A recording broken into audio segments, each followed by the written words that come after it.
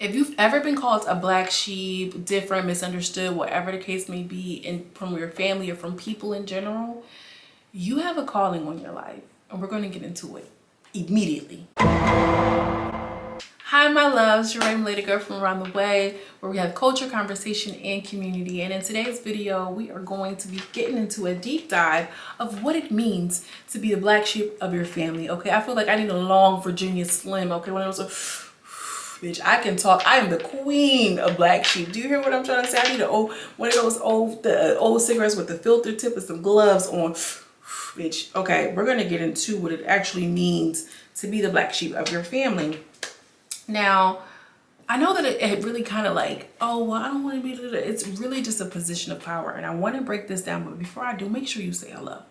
And by saying hello, I mean make sure you hit the like button. Didn't your mama ever tell you when you go up in that lady house, you say hello?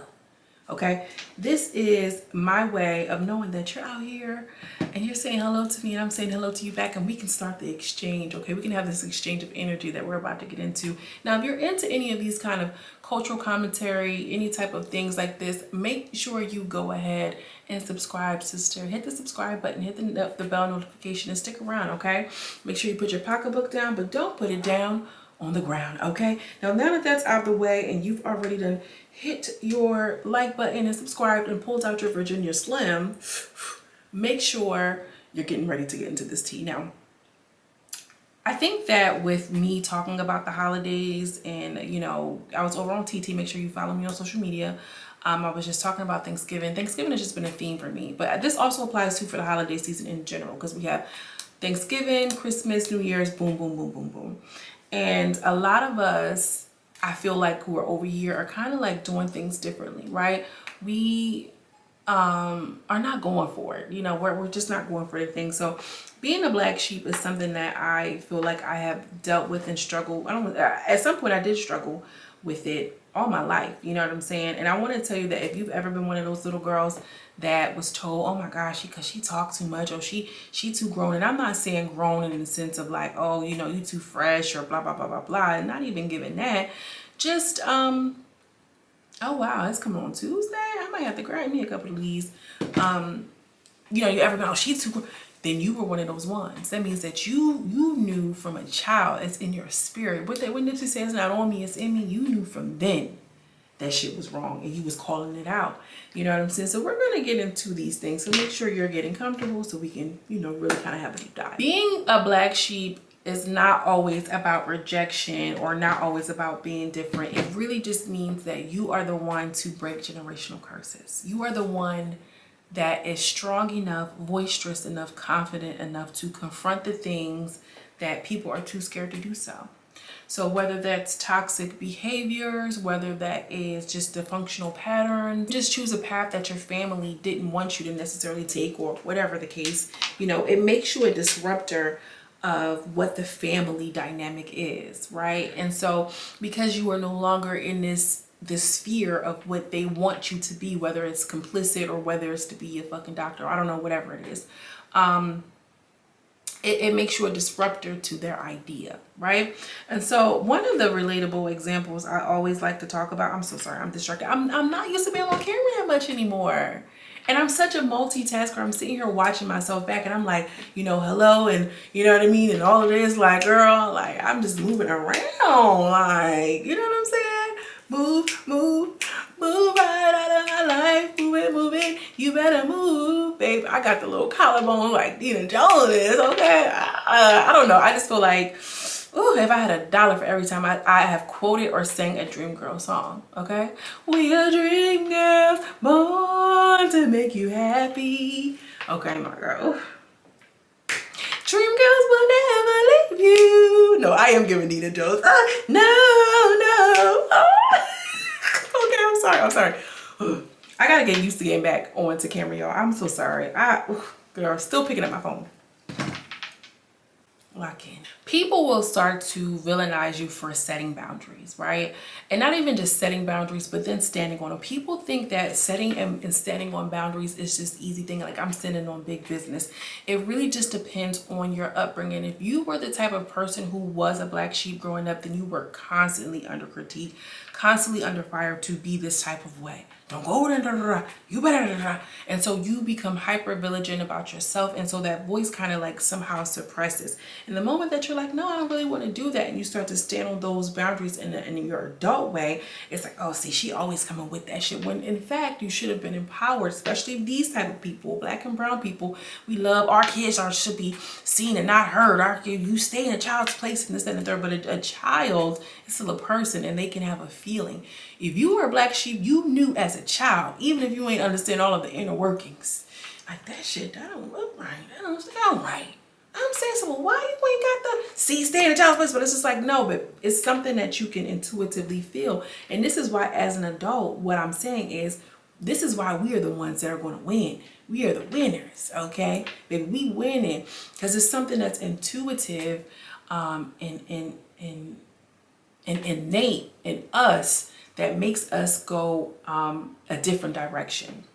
It makes us go against the grain. It's so easy to follow trends and follow what people are doing. This is why people subscribe to, oh, you have to have the latest Hermes, you have to have the Louis Vuitton, you have to have all of these things in order to be considered this high, whatever. You know what I mean? To have that kind of social capital. And there are some people like, I don't give a damn about any of that, and truly mean it. Not just saying it because they can't afford to do it. Okay? And also too, like, I always think back to like, I'm the type to listen to a lot of podcasts and stuff.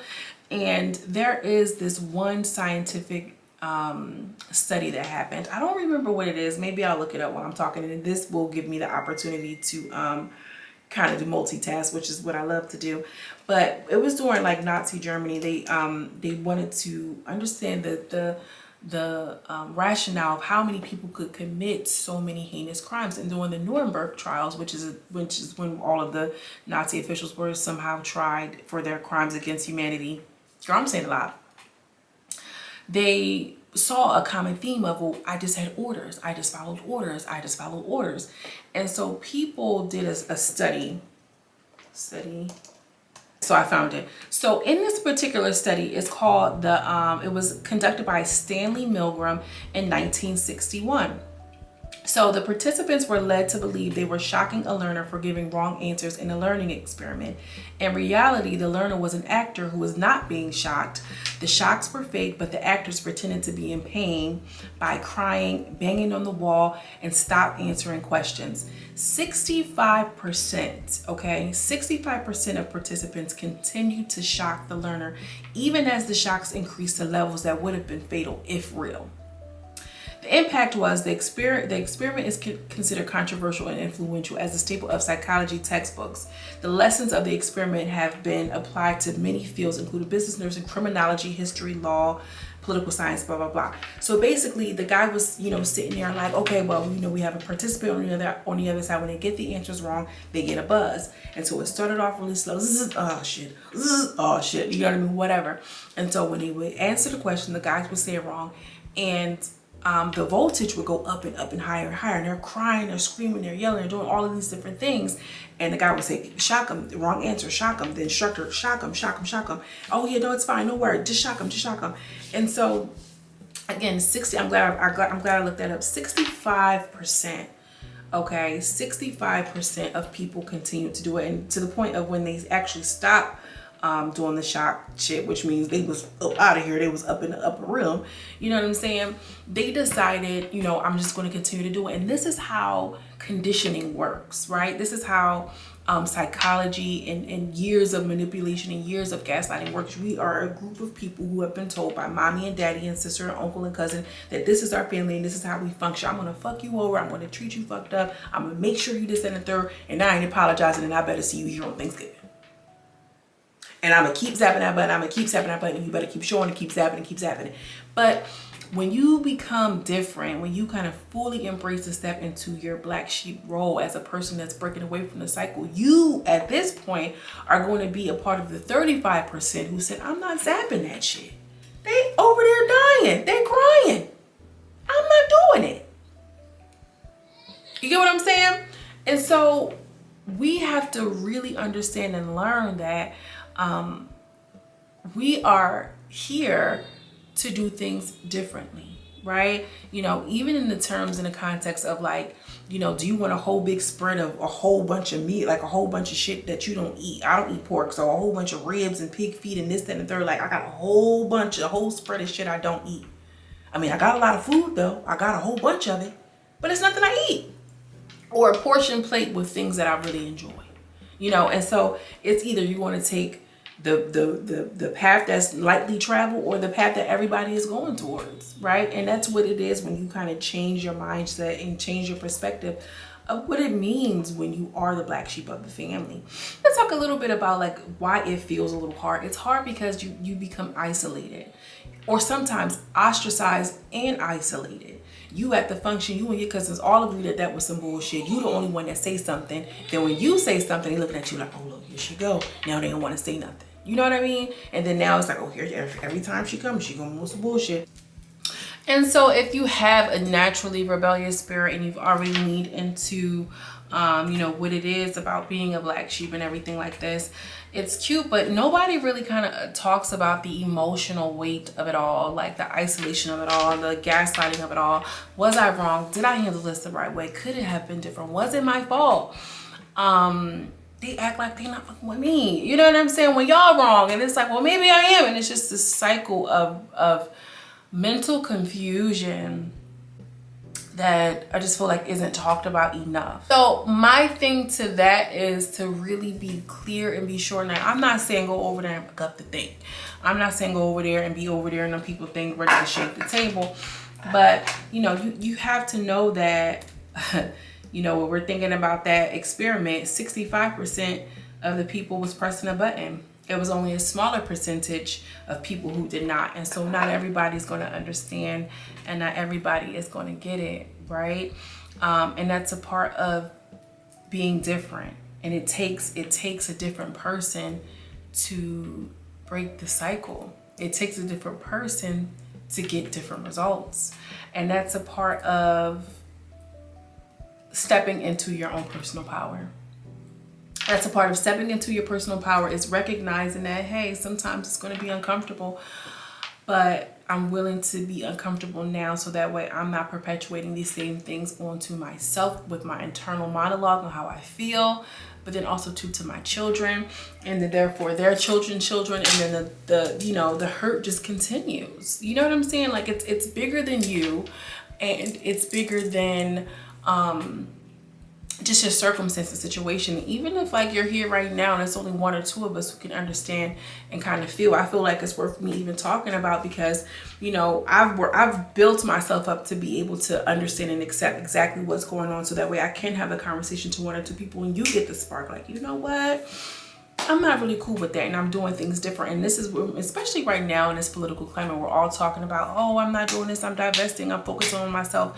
And so when focusing in on ourselves, right, and we're all interconnected, helps mobilize and really be in community with people who can foster real change. You know, real change within the community. This is why I felt like, you know what, fuck it, I'm gonna just make the video.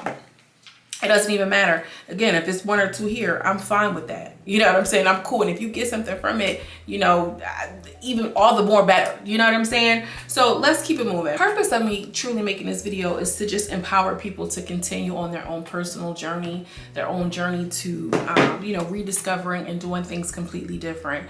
You know, it just simply means that you are chosen. You one of the chosen one. You were chosen to break the cycles in your family, and that's an homage.